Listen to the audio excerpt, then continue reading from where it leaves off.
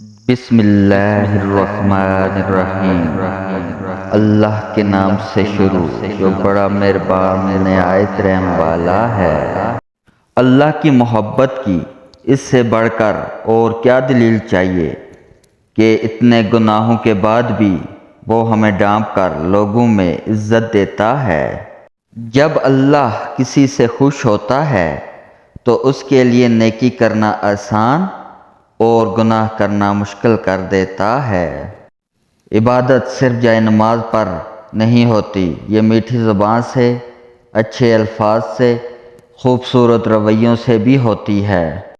جن کو یہ علم ہو جائے کہ اللہ پاک بہت غور سے سنتا ہے، پھر وہ اپنی کہانی کسی اور کو نہیں سناتے۔ تم وہ مانگتے ہو جو تمہیں اچھا نظر آتا ہے، اللہ وہ دیتا ہے جو تمہارے لیے اچھا ہوتا ہے۔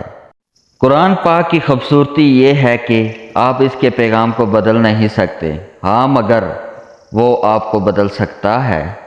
یقین رکھو اللہ پر، اللہ جو کرتا ہے بہتر نہیں بہترین کرتا ہے۔ بہت آگ برسا رہی ہے تیری یہ زمین، اپنی رحمت برسا دے یا رب العالمین۔ جب کرم ہونے پر آتا ہے تو راستے خود بخود بنتے جاتے ہیں، اچھائی کی طرف جانا نہیں پڑتا، لے جایا جاتا ہے، برائی سے بچا لیا جاتا ہے۔